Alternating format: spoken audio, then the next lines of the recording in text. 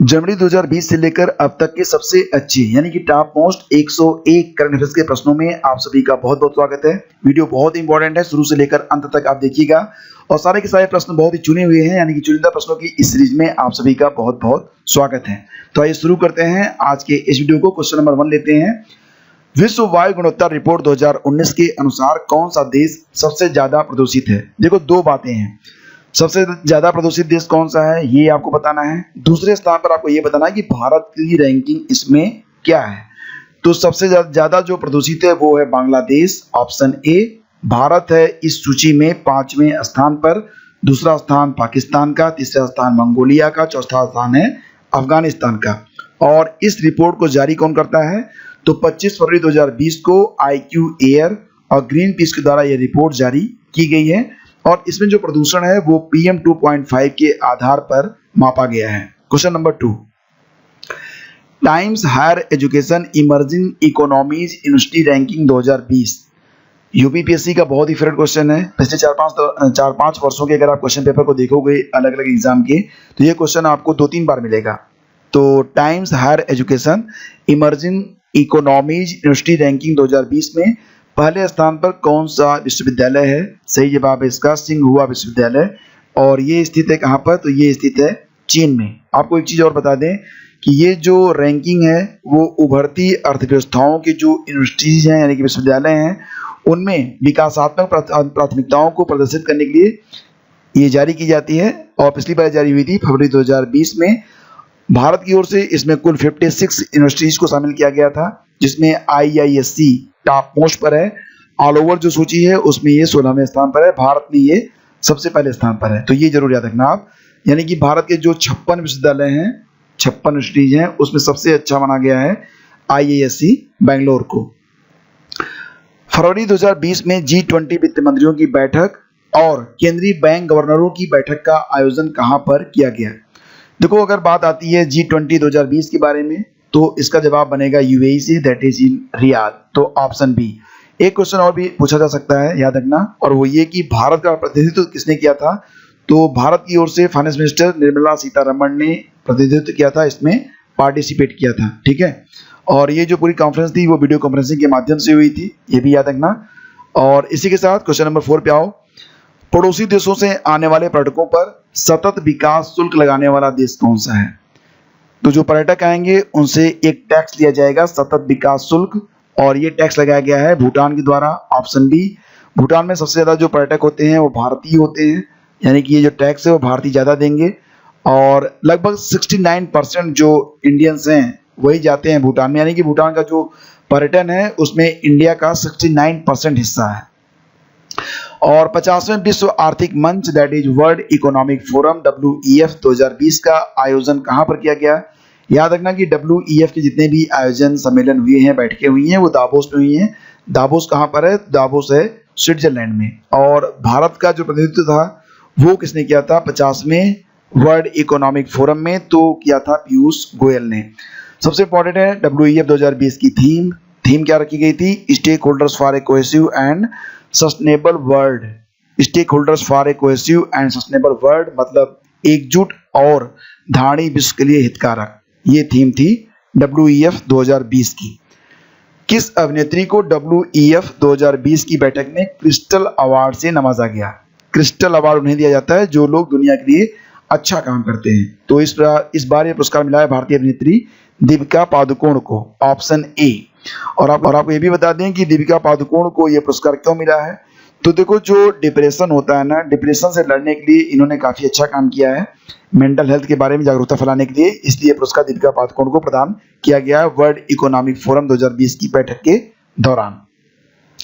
अंतरराष्ट्रीय बौद्धिक संपदा सूचकांक, इसको क्या कहते हैं? International intellectual property index IIPI 2020 में भारत की रैंक क्या है? तो भारत की रैंक है 40। ठीक है, इंडिया के स्थान पर है, इंडिया 40। और फर्स्ट यानी कि प्रथम स्थान किसको मिला है? USA को मिला है। और सेकंड कौन आया है? सेकंड है UK। और इसे जारी कौन करता है? तो USA की एक संस्था है चैम्बर ऑफ कॉमर्स, 2016 से इसे जारी करी, यानी कि शुरुआत इसकी हुई थी 2016 में। तो इंटरनेशनल इंटेलेक्चुअल प्रॉपर्टी इंडेक्स 2020 की थीम याद रखना, और ये थीम थी आर्ट ऑफ पॉसिबल। ये क्वेश्चन में पूछा जा सकता है आर्ट ऑफ पॉसिबल के बारे में, जो कि थीम है IIPI 2020 की। वन्य जीवों प्रवासी प्रजाति संरक्षण पर 13वां कॉन्फ्रेंस ऑफ पार्टीज कहां पर आयोजित हुआ? इसको कहते हैं CMS COP13। CMS COP13। अब यहाँ पर जो CMS है इसका मतलब क्या बनता है? Conservation of migratory species. और कॉन्फ्रेंस ऑफ पार्टीज 13, जिसका आयोजन किया गया था गांधीनगर गुजरात में 15 से 22 फरवरी के बीच में, और थीम रखी गई थी migratory species connect the planet and together we welcome them home. तो थीम काफ़ी अच्छी है। और याद रखिएगा कि COP13 का जो आयोजन था वो इंडिया में किया गया। अब एक सवाल और भी है, बहुत इंपॉर्टेंट है ये, और ये भी है CMS COP13 से जुड़ा हुआ। सवाल ये है कि CMS COP13 के दौरान CMS संरक्षण अनुसूची में कितनी नई प्रजातियों को शामिल किया गया है? CMS संरक्षण अनुसूची में 10 नई प्रजातियों को शामिल किया गया है, जिसमें से भारत से हैं 3 प्रजातियां। और ये जो भारत की 3 प्रजातियां हैं उसके बारे में भी आपको पता होना चाहिए। इनमें है एशियाई हाथी, ग्रेट इंडियन बस्टर्ड और बंगाल फ्लोरिकन। ठीक है। और एक सवाल और भी कि COP13 की बैठक की अध्यक्षता किसने की थी? भारत ने की थी। आयोजन कहाँ पर हुआ था? गांधीनगर गुजरात में हुआ था। तो सवाल यह है कि इसके साथ ही भारत कितने वर्षों के लिए CMS COP का अध्यक्ष बन गया है? सही जवाब इसका 3 वर्ष। तो ये भी याद रखना कि अगले 3 वर्ष तक भारत CMS COP का अध्यक्ष बना रहेगा। इसके बाद क्वेश्चन नंबर 11, 1T.org की शुरुआत किस संगठन ने की है? 1T.org, तो टी का मतलब यहाँ से ट्री से होगा, और ये शुरुआत की गई है WEF के द्वारा। WEF की स्थापना किसने की थी? WEF की स्थापना की थी क्लाउस श्वाब ने। तो उन्होंने 1 खरब वृक्षों की संरक्षा, पुनर्स्थापना और रोपण के लिए एक वैश्विक पहल 1T.org की घोषणा की है। ठीक है, याद रखना, बहुत इंपॉर्टेंट है ये। अब आ जाओ क्वेश्चन नंबर 12 पे। क्वेश्चन है कि 2 फरवरी 2020 के बजट में किस मंत्रालय द्वारा साथी पहल की घोषणा की गई है? साथी पहल, साथी मतलब sophisticated analytical technical help institute, और ये जो पहल है वो विज्ञान और प्रौद्योगिकी मंत्रालय की द्वारा की गई है। ऑप्शन सी इसका सही जवाब है। हालांकि ये जो साथी पहल है इसी की तरह 3 ऐसे विभाग हैं जो कि 3 केंद्रीय विश्वविद्यालयों में पहले शुरू हो चुके हैं। ये हैं IIT खड़गपुर, IIT दिल्ली और BHU में। ठीक है, चलो आगे बढ़ते हैं। बस इतना याद रखना कि विज्ञान और प्रौद्योगिकी मंत्रालय के द्वारा ये जो साथी पहल है वो इनिशिएट की गई है। अच्छा, ये एक वो है क्या, टेलीस्कोप, स्पिट्जर स्पेस टेलीस्कोप। इसने काफ़ी सेवाएं दी हैं। अब इसे जो है जनवरी में रिटायर कर दिया गया, सेवा मुक्त कर दिया गया। किस अंतरिक्ष एजेंसी के द्वारा, ये आपको बताना है। सही जवाब इसका बनेगा option A, that is NASA. अब एक सवाल और भी कि स्पिट्जर के स्थान पर कौन सा टेलीस्कोप लगाया जाएगा? तो देखो 2021 में जो स्पिट्जर का स्थान लेगा वो जो टेलीस्कोप है उसका नाम रहेगा जेम्स वेब। जेम्स वेब, ठीक है, याद रखना इसको। ये है हमारा स्पिट्जर, हमारा नहीं है ये, USA का है, नासा का। रामसर सूची में 10 नए साइट्स शामिल हो गए हैं। तो अब भारत में कुल कितने साइट्स हो गए? रामसर साइट्स कुल भारत में कितने हो गए? पहले कितने थे? पहले थे 27, 10 नए जुड़ गए तो हो जाएंगे 37। और यूपी में पहले रामसर साइट्स की संख्या थी 1। तो ये जो 10 नई साइट्स हैं इसमें यूपी में 6 हैं, मतलब कि यूपी में अब कितनी हो जाएंगी? 7। तो ये आंकड़े आप याद रखना, ठीक हो। और उत्तर प्रदेश में कुल रामसर साइट्स कितनी हो जाएंगी? 7। पहले केवल 1 था, कौन सा था? ऊपरी गंगा वाला, ठीक है। और जो 10 नई साइट्स हैं उसमें महाराष्ट्र में 1 है, पंजाब में 3 है, यूपी में 6 है, जो कि जोड़ी गई हैं। अच्छा, ये बताओ कि फरवरी 2020 में किसे नाबार्ड का अध्यक्ष चुना गया है? तो नाबार्ड की स्थापना जैसे आप जानते ही हो कि कब हुई थी? 1982 में हुई थी। और इसके वर्तमान में अध्यक्ष हैं चिंतला गोविंदा राजुलू। चिंतला गोविंदा राजुलू। अब यहाँ पर जो अन्य विकल्प हैं, सुनील मेहता, राजीव कुमार और सुप्रतिम बंदोपाध्याय, ये भी देख लो। राजीव कुमार बन गए हैं नए चुनाव आयुक्त।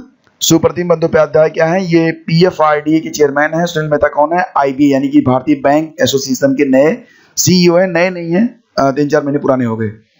काम्या कार्तिकेयन का नाम सुना होगा आपने, मन की बात में उल्लेख किया गया था प्रधानमंत्री जी के द्वारा। तो काम्या कार्तिकेयन, जिसने दक्षिण अफ्रीका की सबसे ऊंची चोटी एंकोकागुआ को 12 वर्ष की उम्र में फतह किया था, वो भारत के किस प्रदेश से हैं? दैट इज वो मुंबई से रहने वाली हैं। तो ऑप्शन सी इसका सही जवाब है, काम्या कार्तिकेयन। लैरी टेस्लर के बारे में जानते हो क्या? लैरी टेस्लर जानना चाहिए क्योंकि इन्होंने जो किया है उससे आप रोज करते हो, ठीक है। लैरी टेस्लर जिनका हाल ही में निधन हो गया, किस क्षेत्र में उल्लेखनीय योगदान के लिए जाने जाते हैं? That is computer. कंप्यूटर में उन्होंने क्या किया था मालूम है? इन्होंने कट किया था, कॉपी किया था और पेस्ट किया था, मतलब आविष्कार इन्होंने ही किया था। और सबसे पहले ये जो कट कॉपी पेस्ट था, ये फीचर किसने यूज किया था, किस कंपनी ने? तो एप्पल ने यूज किया था। कब किया था? 1983 में किया था। 82 या 83 मैं बता रहा हूँ आपको, 83 में किया था, ठीक है। उनका एक सॉफ्टवेयर था लिसा कंप्यूटर, उसमें ये सिस्टम आया था कट कॉपी पेस्ट वाला। तो लैरी टेस्लर जी अब इस दुनिया में नहीं है, लेकिन आपको थैंक यू बोलना चाहिए, इन्होंने आपके काम को बहुत आसान कर दिया। राष्ट्रीय ई गवर्नेंस अवार्ड 2020 दिया गया, इसके अंतर्गत गोल्ड अवार्ड से किस मंत्रालय को सम्मानित किया गया? राष्ट्रीय ई गवर्नेंस अवार्ड 2020 के अंतर्गत गोल्ड अवार्ड मिला था किसको? ऑप्शन सी, स्वास्थ्य और परिवार कल्याण मंत्रालय को, ठीक है। और स्वास्थ्य और परिवार कल्याण मंत्रालय ने क्या किया था? इन्होंने आयुष्मान भारत प्रधानमंत्री जन आरोग्य योजना में पुनः री इंजीनियरिंग फॉर डिजिटल ट्रांसफॉर्मेशन के माध्यम से उत्कृष्टता हासिल की थी, जिसके लिए यह पुरस्कार उन्हें प्रदान किया गया। डैन डेविड पुरस्कार 2020 के बारे में बताओ, ये किसे दिया गया था? डैन डेविड पुरस्कार 2020 professor Geeta Sen, professor Debora Diniz, तो दिया गया था दोनों को, यानी कि ऑप्शन सी, ठीक है। और इसके बाद आपको ये बता दें कि ये जो डैन, कौन सा पुरस्कार है? डैन डेविड पुरस्कार, ये इजराइल की एक विश्वविद्यालय है, यूनिवर्सिटी है तेल अवीव, तो उसमें स्थित है डैन डेविड फाउंडेशन, जिसके द्वारा प्रदान किया जाता है। टायलर पुरस्कार 2020, ये जो टायलर पुरस्कार है ये नोबेल का पर्यावरण, मतलब पर्यावरण का नोबेल पुरस्कार माना जाता है यार, पर्यावरण का नोबेल पुरस्कार का समकक्ष माना जाता है टायलर पुरस्कार को। तो ये पुरस्कार 2020 में किसे प्रदान किया गया है? पवन सुखदेव, ग्रेचन सी डेली, दोनों को दिया गया है। ऑप्शन सी इसका सही जवाब बनेगा। तो पवन सुखदेव कौन है? पवन सुखदेव ये है। पवन सुखदेव क्या करते हैं? ये भारत के प्रख्यात पर्यावरण शास्त्री हैं और यूनाइटेड नेशन एनवायरमेंटल प्रोग्राम की सद्भावना दूत भी हैं। और बाकी कौन है? ग्रेचन सी डेली, तो वो स्टैनफोर्ड यूनिवर्सिटी में एक प्रोफेसर हैं। दोनों लोगों को पर्यावरण में उल्लेखनीय कार्य करने के लिए यह पुरस्कार प्रदान किया गया है। क्वेश्चन नंबर 21 पे आते हैं। 29वां सरस्वती सम्मान सिंधी लेखक वासुदेव मोहे को दिया गया, ये तो आपको पता है। आपको क्या बताना है? आपको बताना है कि वासुदेव मोहे को ये जो सरस्वती सम्मान मिला था वो उनकी किस रचना पर मिला था? सही जवाब इसका बनेगा option A, that is chequebook. Chequebook नाम की एक किताब है, ये इसका कवर पेज है जिसमें लिखा गया है Sindhi short stories, Sindhi short stories. तीसरा वैश्विक आलू सम्मेलन जनवरी 2020 में कहां पर आयोजित किया गया? तो याद रखिएगा कि यह 10 वर्ष पर होता है, ठीक है। पहली बार आयोजित हुआ था पहली बार हुआ था 1999 में, 1999, दूसरी बार हुआ 2008 में। अब यह आयोजित किया गया है कहां पर? 2020 में गांधीनगर गुजरात में। तो ऑप्शन 20 का सही जवाब है। एक बात और भी याद रखना कि केंद्रीय आलू अनुसंधान संस्थान ये कहां पर स्थित है? सही जवाब इसका बनता है शिमला। और अंतरराष्ट्रीय जो आलू केंद्र है वो है पेरू में। तो शिमला स्थित केंद्रीय आलू अनुसंधान संस्थान, अंतरराष्ट्रीय आलू केंद्र पेरू और भारतीय कृषि अनुसंधान परिषद के द्वारा ये जो सम्मेलन है वो आयोजित किया गया था। संप्रीत 9 नामक युद्धाभ्यास भारत और बांग्लादेश की सेनाओं ने किस स्थान पर किया? याद रखना कि संप्रीत नामक जो युद्धाभ्यास होता है वो भारत और बांग्लादेश की सेनाएं मिलकर करती हैं। सही जवाब बनेगा इसका ऑप्शन ए, मेघालय के उमरोई में। ऑपरेशन अजय वारियर नामक संयुक्त सैन्याभ्यास भारत किस देश के साथ करता है? सही जवाब बनता है इसका अजय वारियर, ये भारत और यूनाइटेड किंगडम मिलकर करते हैं। और पिछली बार ये जो युद्धाभ्यास हुआ था वो यूके में ही हुआ था, यूके के सेलिसबरी में, यूके के सेलिसबरी में 13 से 26 फरवरी 2020 के बीच। और अजय वारियर का यह 5वां संस्करण था। किस देश में आए चक्रवात डायने के कारण हुई तबाही से उबरने के लिए भारतीय सेना ने ऑपरेशन वनीला चलाया? सही जवाब बनता है इसका ऑपरेशन वनीला चलाया गया था मेडागास्कर में आए तूफान के कारण, जिसको नाम दिया गया था डायने। और मेडागास्कर में वनीला का उत्पादन भी होता है, वनीला जो फ्लेवर होता है आप जानते होंगे और ये आपको काफी पसंद भी होगा। तो ये सबसे ज्यादा उत्पादित होता है मेडागास्कर में ही। आगे बढ़ते हैं और क्वेश्चन नंबर 26 पे आते हैं। भूजल स्तर में सुधार लाने के लिए केंद्र सरकार द्वारा एक योजना शुरू की गई है जिसका नाम है अटल भूजल योजना। तो अटल भूजल योजना जो है ये कब से कब तक चलेगी? कब से कब तक? तो देखो ये 19 दिसंबर 2019 में ही ये इसी मंजूरी मिल गई थी, लेकिन ये 2020-21 से लेकर 2024-25 तक लागू रहेगी। कुल 7 राज्यों में लागू रहेगी और ये जो 7 राज्य हैं उनमें गुजरात, महाराष्ट्र, हरियाणा, कर्नाटक, राजस्थान, मध्य प्रदेश और उत्तर प्रदेश के जिले शामिल हैं। और इसमें जो खर्च होगा उसका आधा कौन देगा? विश्व बैंक देगा। ठीक है। कुसुम यानी किसान ऊर्जा सुरक्षा और उत्थान महाअभियान, ये किसान ऊर्जा सुरक्षा और उत्थान महाअभियान का शॉर्ट फॉर्म है कुसुम। तो जो कुसुम योजना है इसका लक्ष्य 2022 तक कितने मेगावाट सौर ऊर्जा क्षमता उत्पादन का है? तो सही जवाब है 25,750 मेगावाट सौर ऊर्जा क्षमता को स्थापित करना है कुसुम योजना का लक्ष्य। राजेश भूषण समिति का किससे संबंध है? राजेश भूषण समिति, तो ये जो समिति बनाई गई है ये अभी हाल ही में यानी कि मई 2020 में केंद्रीय स्वास्थ्य और परिवार कल्याण मंत्रालय के द्वारा गठित की गई है और इसका जो उद्देश्य है वो है ड्रग रेगुलेटरी सिस्टम में सुधार। 11 सदस्यों की यह एक समिति है जिसको लीड करेंगे राजेश भूषण। 107वां भारतीय विज्ञान कांग्रेस का आयोजन कहां पर किया गया? तो इसका आयोजन किया गया था बेंगलुरु में, जनवरी में हुआ था, जिसका उद्घाटन किया था प्रधानमंत्री नरेंद्र मोदी ने। और यह भी याद रखना कि 2020 की थीम रखी गई थी science and technology rural development और 2019 की थीम थी फ्यूचर इंडिया साइंस टेक्नोलॉजी। और इसके पहले 106वां जो नेशनल साइंस कांग्रेस था उसका आयोजन कहां पर किया गया था? तो ये जालंधर में किया गया था। दोनों याद रखना काफी इंपॉर्टेंट है। 106वां हुआ था जालंधर में, 7वां हुआ था बेंगलुरु में। राष्ट्रीय जल सम्मेलन का आयोजन कहां पर किया गया? तो ये मध्य प्रदेश में हुआ था, मध्य प्रदेश के भोपाल में। और इस राष्ट्रीय जल सम्मेलन का उद्घाटन किया था जल पुरुष के नाम से जाने वाले राजेंद्र सिंह ने। राजेंद्र सिंह को राष्ट्रीय जल पुरुष भी कहा जाता है। राष्ट्रीय जल पुरुष नहीं, केवल जल पुरुष। जल पुरुष कहा जाता है किसको? राजेंद्र सिंह को, जिन्होंने राष्ट्रीय जल सम्मेलन की अध्यक्षता की थी। और ये सम्मेलन कहां पर हुआ? भोपाल, मध्य प्रदेश में। 23वां राष्ट्रीय ई गवर्नेंस सम्मेलन कहां पर आयोजित हुआ? राष्ट्रीय ई गवर्नेंस सम्मेलन 23वां यह आयोजित हुआ था अभी हाल ही में। कहां पर? मुंबई में आयोजित किया गया। और इसकी थीम रखी गई थी भारत 2020 डिजिटल परिवर्तन, डिजिटल चेंज इंडिया 2020। 65वां फिल्म फेयर पुरस्कार 2020 में किसे लाइफ टाइम अचीवमेंट अवार्ड प्रदान किया गया? सही जवाब है ऑप्शन ए रमेश सिप्पी। रमेश सिप्पी को लाइफ टाइम अचीवमेंट अवार्ड से सम्मानित किया गया। और ये जो 65वां फिल्म फेयर अवार्ड था इसमें एक फिल्म थी जो या अख्तर की, नाम था गली बॉय। तो गली बॉय को बहुत सारे अवार्ड मिले, लगभग 13 कैटेगरीज में इसे अवार्ड दिया गया और गली बॉय को ही बेस्ट फिल्म चुना गया, बेस्ट डायरेक्टर का अवार्ड ही मिला। तो तमाम अवार्ड मिले थे गली बॉय को, याद रखना इसको, ठीक है। और किसे Laureus sporting moment of the year का पुरस्कार प्रदान किया गया है? Laureus sporting moment of the year that is Sachin Tendulkar को दिया गया है, ऑप्शन बी। तो सचिन तेंदुलकर को यह पुरस्कार प्रदान किया गया है, याद रखना। और 17 फरवरी 2020 को जर्मनी में एक समारोह का आयोजन किया गया था जिसमें सचिन तेंदुलकर को सम्मानित किया गया था।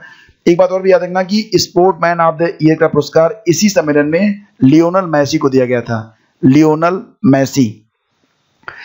20 नवंबर 2019 को कौन पशुओं के अधिकार के लिए लड़ने वाले फिट इंडिया के person of the year 2019 award से सम्मानित किया गया? फिट इंडिया के पर्सन ऑफ द ईयर 2019। जैसा कि आप लोग जानते हैं कि पेटा जो संस्था है ये पशुओं के अधिकारों के लिए काम कर रही है, तो पेटा के द्वारा ही यह पुरस्कार प्रदान किया गया है। और यह पुरस्कार किसको मिला है? शाहरुख खान, विराट कोहली, अक्षय कुमार और विद्या बालन में। तो ये हैं विराट कोहली। और ये जो पेटा होता है, पेटा का क्या मतलब क्या होता है? People for ethical treatment of animal, people for ethical treatment of animal. और नवीन पटनायक को भी फ्रेंड्स ऑफ एनिमल का अवार्ड दिया गया था पेटा के द्वारा ही। इन्होंने कोविड-19 के दौरान पशुओं के खाने और उनकी सुरक्षा के लिए धन मतलब अलॉट किया था।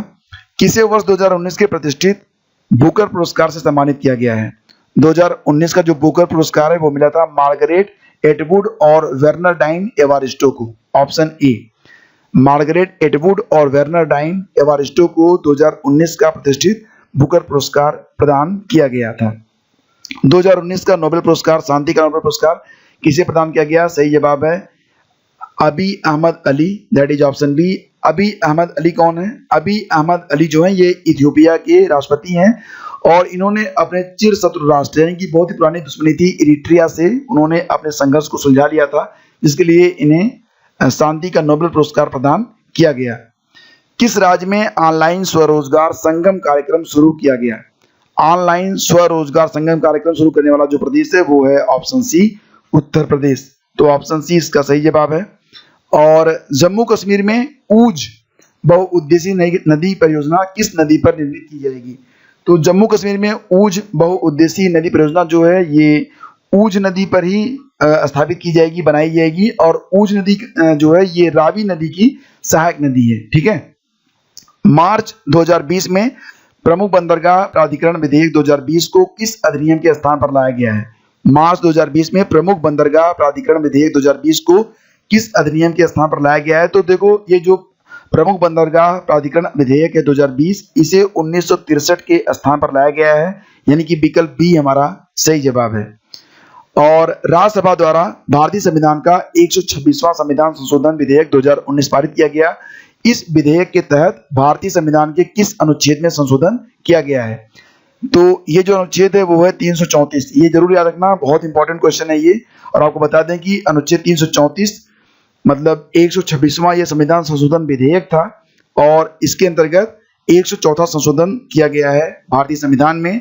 और इस विधेयक के अंतर्गत लोकसभा और विधानसभाओं में अनुसूचित जाति और अनुसूचित जनजातियों के आरक्षण की जो अवधि थी उसको 10 वर्ष के लिए बढ़ा दिया गया है। गरुड़ नामक हवाई युद्धाभ्यास भारत किस देश के साथ करता है? गरुड़ नामक हवाई युद्धाभ्यास भारत किस देश के साथ करता है? और इसका सही जवाब है, देखो जो गरुड़ है ना, ये गरुड़ मतलब एक क्या होता है, पक्षी होता है, और ये विष्णु का वाहन भी है।